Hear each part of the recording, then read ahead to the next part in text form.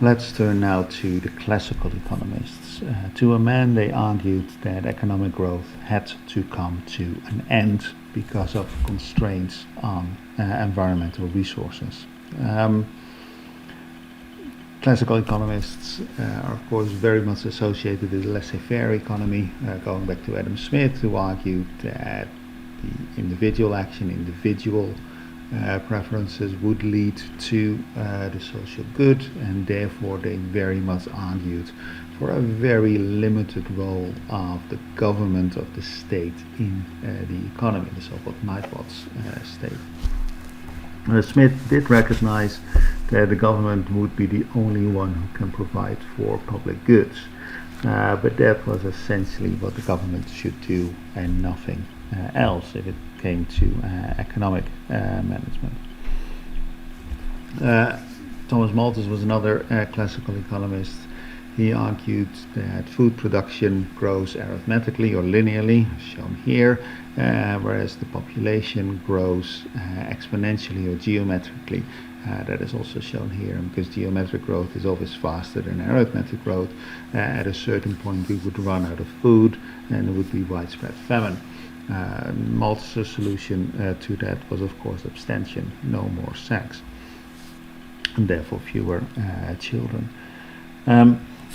Ricardo, another classical economist, mostly known for his work on trade, completely agreed with Malthus, but refined the analysis by distinguishing between diminishing returns to scale at the intensive margin. If you put twice as many farmhands on a plot of land, you don't get twice as much potatoes from that plot of land, diminishing returns to scale. At farmland that was already farmland, but also introduced the extensive margin, where Ricardo argued that our ancestors were smart and started farming those plots of land that were actually best suited for farming, and that expanding into virgin lands would necessarily lead to less productive soil being taken into production, either because the soil was bad or the climate was bad or something like that. But Ricardo completely agreed with Malthus. You also see what actually happened to the supply of calories to humans. They were not entirely correct in their predictions. It was not just food that people worried about.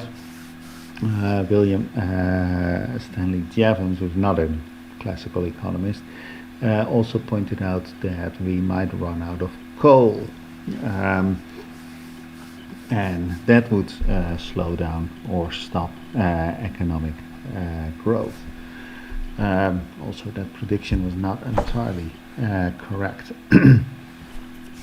John Stuart Mill, another of the classical economists, agreed by and large with Malthus and Ricardo, but also introduced notions of innovation and input substitution.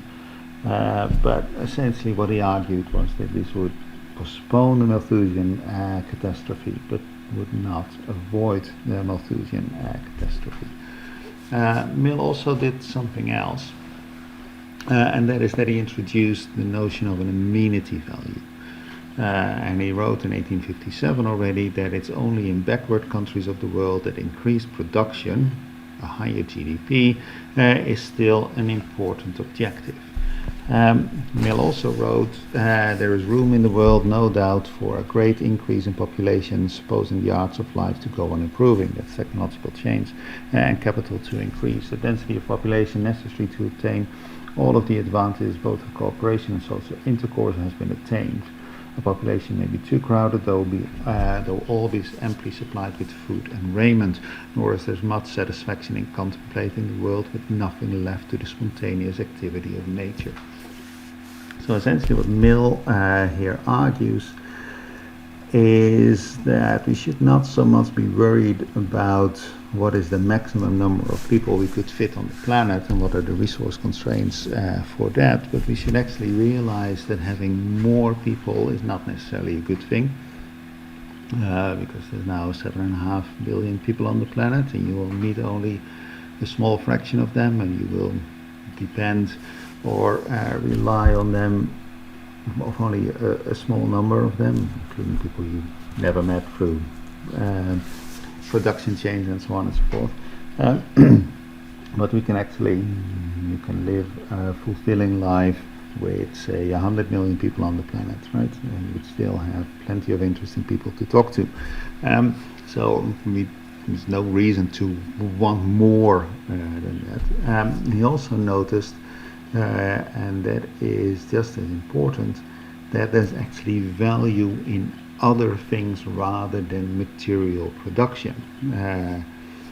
Contemplating the world with nothing left to the spontaneous activity of nature. And Mill was probably the first economist to note this, that there's more to life than material production.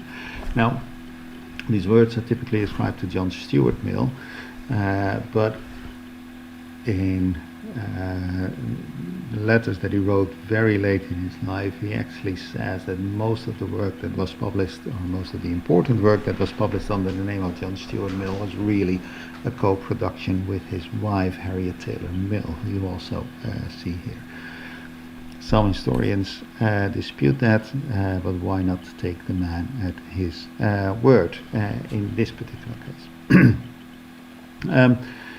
It's important to realize that the classical economists were very much sons and one or two daughters of the Enlightenment, where essentially people said you should not believe in authority, but you should rely on empirical evidence. The authority being, of course, the Bible at that time. And it's called the Enlightenment, and it was a time of rapid progress in scientific understanding of the world. And there was also a lot of sort of rational decision making that these people were advocating, and that created a backlash, particularly in the arts, in painting, as you see here, in music, in poetry, and those sort of things. And that is known as the period of Romanticism. And essentially, these people argued that not all about decisions should not just be based on reasoning, but emotions should also play a large role in how you make decisions. This was also the time that people began to realize that nature can be beautiful and was no longer seen as the enemy outside, as dangerous.